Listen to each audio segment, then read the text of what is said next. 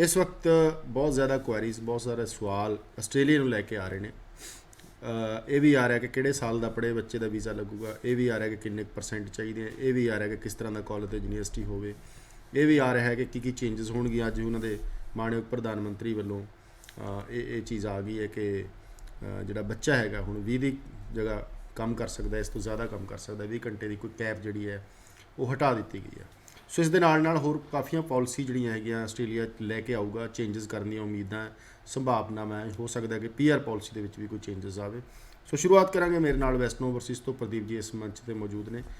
ਇਸ ਵਕਤ ਤਾਜ਼ਾ ਸਥਿਤੀ ਕੀ ਹੈ ਆਸਟ੍ਰੇਲੀਆ ਦੀ, ਕਿਵੇਂ ਅਪਲਾਈ ਕਰਨਾ ਚਾਹੀਦਾ, ਕਿਹੜੀਆਂ ਅੜਚਣਾਂ ਆ ਸਕਦੀਆਂ ਵੀਜ਼ਾ ਦੇ ਵਿੱਚ, ਉਹਨਾਂ ਬਾਰੇ ਚਰਚਾ ਕਰਾਂਗੇ। ਤੁਸੀਂ ਸਾਨੂੰ ਲਾਈਵ ਕਾਲ ਵੀ ਕਰ ਸਕਦੇ ਹੋ। ਸਵਾਗਤ ਤੁਹਾਡਾ ਜੀ। ਸਤਿ ਸ਼੍ਰੀ ਅਕਾਲ ਜੀ। ਸਤਿ ਸ਼੍ਰੀ ਅਕਾਲ ਪ੍ਰਦੀਪ ਜੀ, ਪਹਿਲਾਂ ਤਾਂ ਕੁਝ ਖਾਸ ਅੱਜ ਦੀ ਜਿਹੜੀ ਅਨਾउंसमेंट ਉਹਨਾਂ ਵੱਲੋਂ ਹੋਈ ਹੈ ਵਰਕ ਨੂੰ ਲੈ ਕੇ, ਉਹਦੇ ਬਾਰੇ।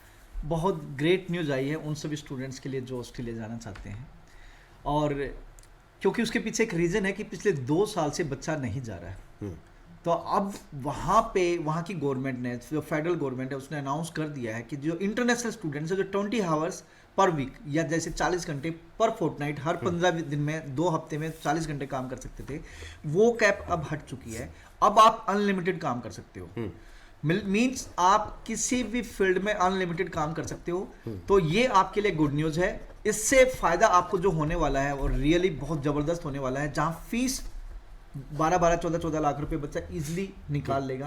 सेकेंडली, पिछले 2 साल से जो बच्चा नहीं गया था या जिसने ऑनलाइन यहाँ पढ़ाई करी थी, तो now this is the time to recover that money. And thirdly, इसके पीछे एक रीजन ये भी है कि एक तो 2 साल से बच्चा वहां गया नहीं, एंड सेकेंडली जो ऑलरेडी वहां की जितनी भी इंडस्ट्री हैं, जितने भी वर्क प्लेस हैं, जैसे आपने अभी बताया कि कोविड फैल रहा है, तो ओमिक्रॉन बहुत फास्ट फैल रहा है लेकिन माइल्ड है, तो बहुत सारे वर्कर्स ने अपने आप को आइसोलेट कर रखा है। That's the reason man power की कमी है। तो this is the right time हर एक स्टूडेंट्स के लिए वो कि अनलिमिटेड काम कर सकता है और ये अपॉर्चुनिटी ग्रैब कर सकता है, और आने वाले टाइम में एक नंबर 1 डेस्टिनेशन बनने जा रहा है ऑस्ट्रेलिया। मेरी गल हुई आस्ट्रेलिया, मेरे अपने परिवार के साथ एक रहिंदा, उन्होंने कहा कि जी कार वाश की गल कर ली, पर सब तो लोअर लैवल का काम, जिहदे विशेष तौर के उपर जे $10 या $12 या $15 ਤੁਹਾਨੂੰ ਮਿਲਦੇ ਸੀ, ਅੱਜ $30-35 ਪ੍ਰਤੀ ਘੰਟੇ ਵਾਲਾ ਬੰਦਾ ਨਹੀਂ ਮਿਲਦਾ। ਕਿਉਂ? ਕਾਰ ਤਾਂ 100 ਅੱਜ ਵੀ ਧੋਣ ਆ ਰਹੀ ਹੈ, ਜੀ ਬੰਦਾ ਹੈ ਨਹੀਂ। ਜਿੱਥੇ ਉਹ 10 ਕਾਰਾਂ ਦਿਨ ਚ ਧੋਂਦਾ ਸੀ, ਉਹਨੂੰ 30 ਧੋਣੀਆਂ ਪੈ ਰਹੀਆਂ। ਹੁਣ ਕਿ ਮੈਂ पैसे भी ट्रिपल लूँगा। जी, एम्प्लॉय पोचिंग हो रही थी अभी तक, क्योंकि वर्कर्स कम थे, इसलिए एक एम्प्लॉयर दूसरे एम्प्लॉयर के वर्कर को तोड़ रहा था डबल सैलरी पे देके। तो अब गवर्नमेंट ने देखा है वहाँ पे जो प्रेशर अभी बना है, तो गवर्नमेंट ने इसलिए देखा है कि आज की डेट में कहाँ से वो वर्क फोर्स क्रिएट कर सकते हैं, दैट इज इंटरनेशनल स्टूडेंट्स। तो जितने भी इंटरनेशनल स्टूडेंट्स हैं वो अब अनलिमिटेड काम कर सकते हैं। तो माय डियर फ्रेंड्स, जो ऑलरेडी बैठे हो तो कर ही रहे हैं, और जिनकी अभी फाइलें लगने जा रही हैं, गेट रेडी, आपको चांस मिलेगा फुल टाइम काम करने का। जी, जो अनाउंसमेंट हुई है आस्ट्रेलिया वालों, उन्होंने सुन लिए प्रदीप जी? जी सर, प्लीज़। और सुनने तो बाद हो सकता कई ने देखी ना हो, जे अनाउंसमेंट जी फुल टाइम काम करने की आ गई है, जी 20 घंटे की कैपिंग सी वो हटा दी गई है। तुसी अपनी मर्जी नाल जिन्ना मर्जी काम कर सकते हो आस्ट्रेलिया के, ਜਿਹੜੇ विद्यार्थी जाणगे, ਜਿਹੜੇ ਉੱਥੇ बैठे ने उन्होंने नहीं रहेगा। सो अनाउंसमेंट उस तो बाद ਅਸੀਂ ਗੱਲ ਕਰਾਂਗੇ ਕਿਵੇਂ ਅਪਲਾਈ ਕਰਨਾ ਆਸਟ੍ਰੇਲੀਆ ਦਾ।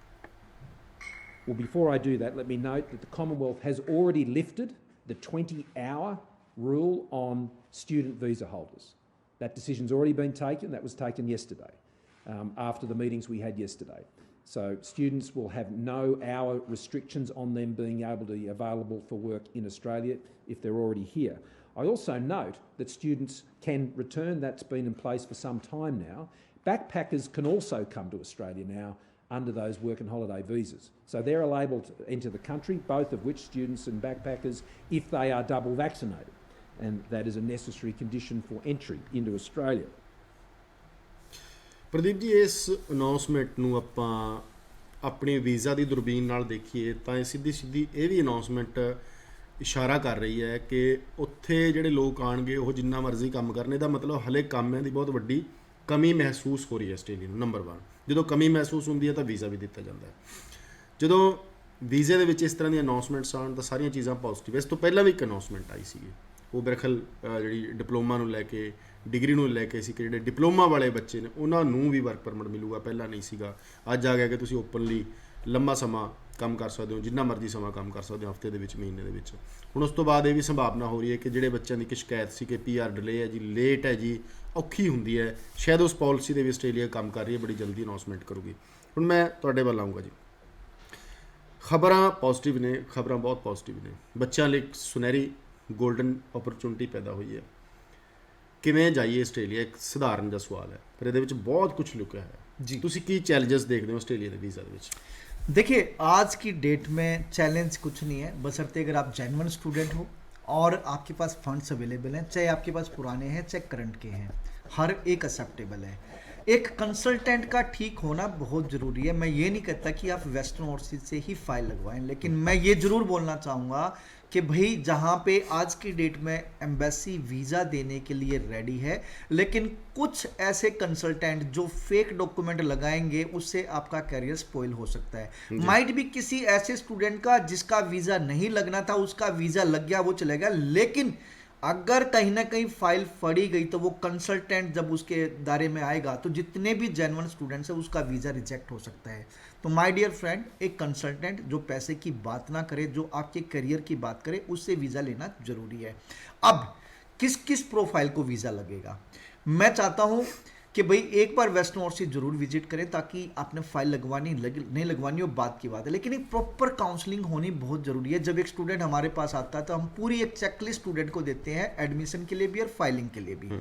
तो हर एक वो स्टूडेंट जो 12th पास है, आपकी परसेंटेज 55% है, 58 है, चाहे 60 है, आप जा सकते हैं। कोशिश करें 6 बैंड के साथ आप अपनी फाइल लगाएं, नो लेस देन 5.5, आपको डायरेक्ट एंट्री मिलेगी बैचलर में।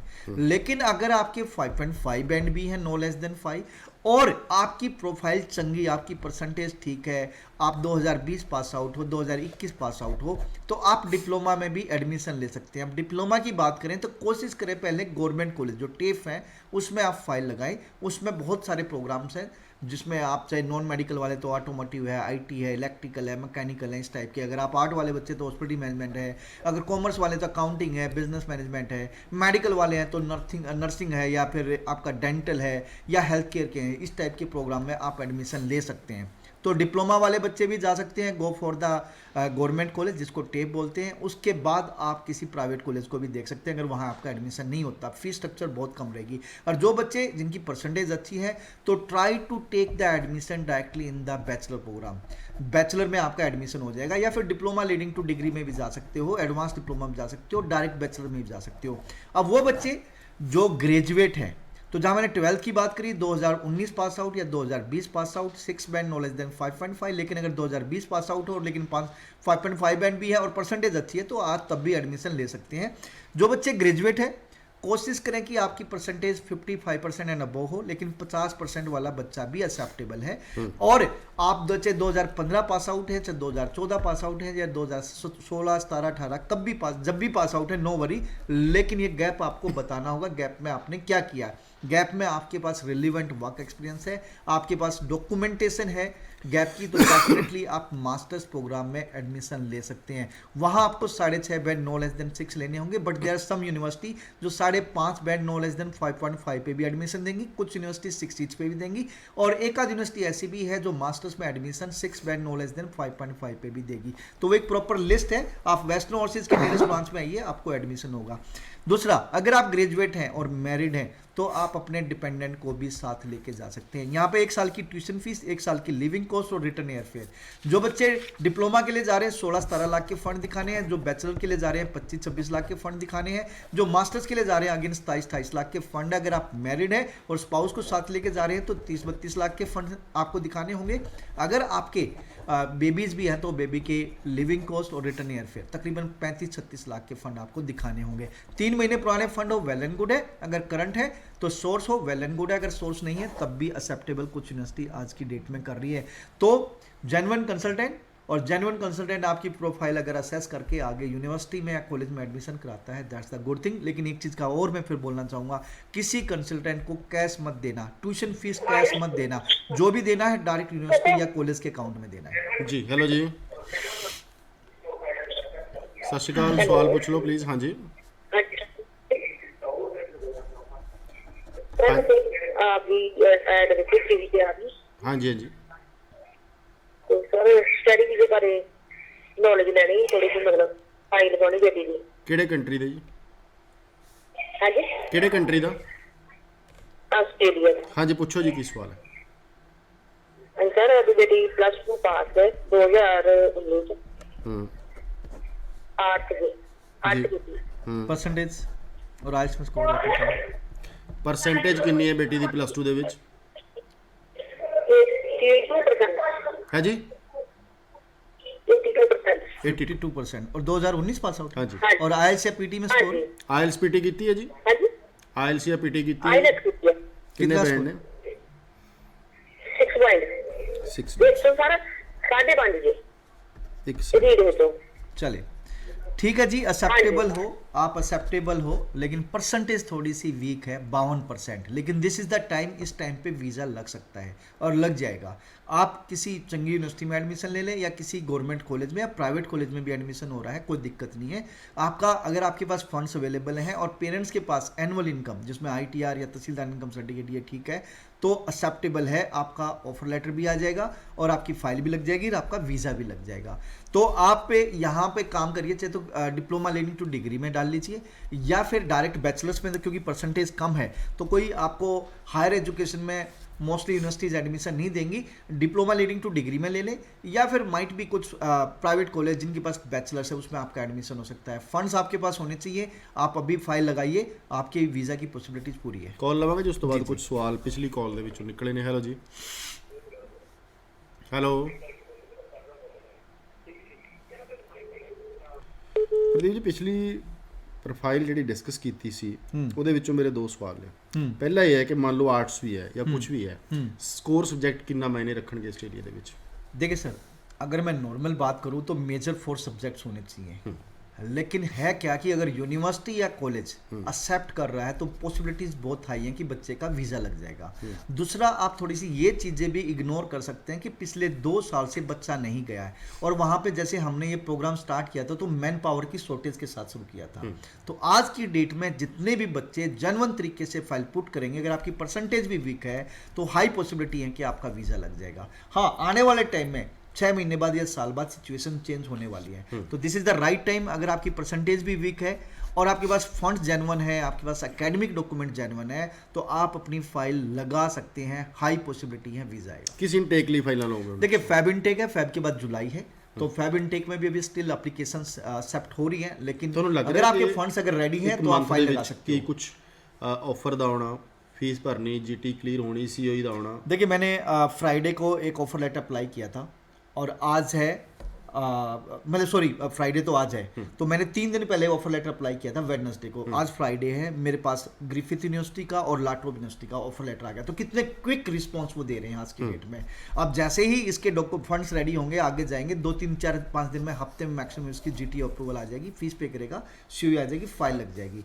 वीज़ा अगर पॉसिबिलिटीज़ है आ भी सकता, नहीं आएगा तो डेफर हो जाएगा नेक्स्ट इनटेक पर, या यूनिवर्सिटी से हम डेफर भी वो भी ले लेंगे, एक्सटेंशन भी ले ਤੁਸੀਂ लेंगे। ਗ੍ਰੈਜੂਏਟ ਲਈ ਕਿਹਾ, ਕਾਲ ਲੈ ਲੈਣੇ ਆ।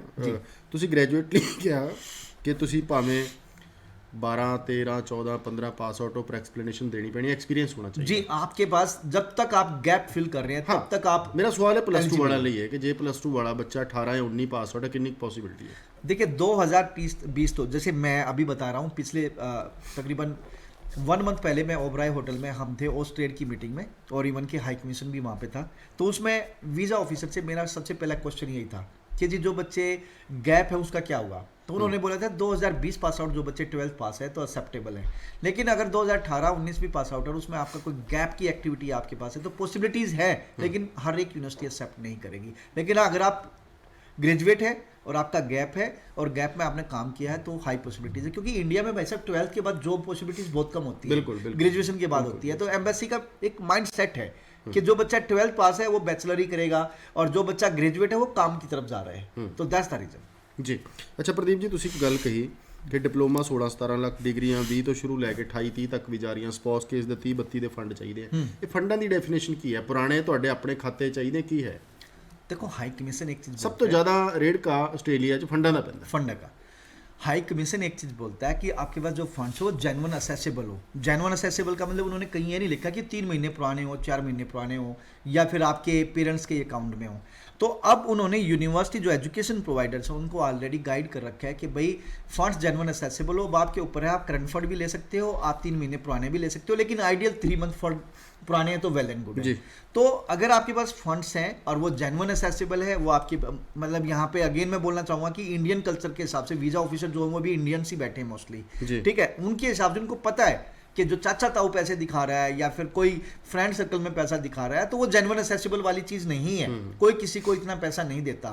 तो यहाँ पे क्या होता है कि एक फैमिली में कौन करता है किसका खर्चा, पेरेंट्स करते हैं या ब्रदर सिस्टर करते हैं या फिर दादा दादी करते हैं, और इससे ज़्यादातर आगे निकल जाओ तो नाना नानी हेल्प करने की कोशिश करते हैं। इसके अलावा तो और सारी की सारी सबको पता है कि भाई वो जेन्युइन असेसिबल नहीं। तो हम हमेशा ये रिकमेंड करते हैं कि 70% आपके ब्लड रिलेशन में ये निकल के आए, जिसमें मम्मी पापा, दादा दादी, नाना नानी, भाई बहन, आप सेल्फ। अगर मैरिड है तो नेचुरल सी बात है फिर ये खर्चा कौन करता है, आपका स्पाउस करेगा या आपके father in law mother in law करेंगे। तो ये डेफिनेशन है कि जेन्युइन असेसेबल की और क्लोज रिलेशन की। उसके बाद जो 20-30% रह गए वो आपके अंकल आंट में सब आ जाते हैं, चाचा ताऊ, काका, मामा, फूफा, या आपकी कजन्स या आपका कोई फैमिली फ्रेंड वो दिखा दे।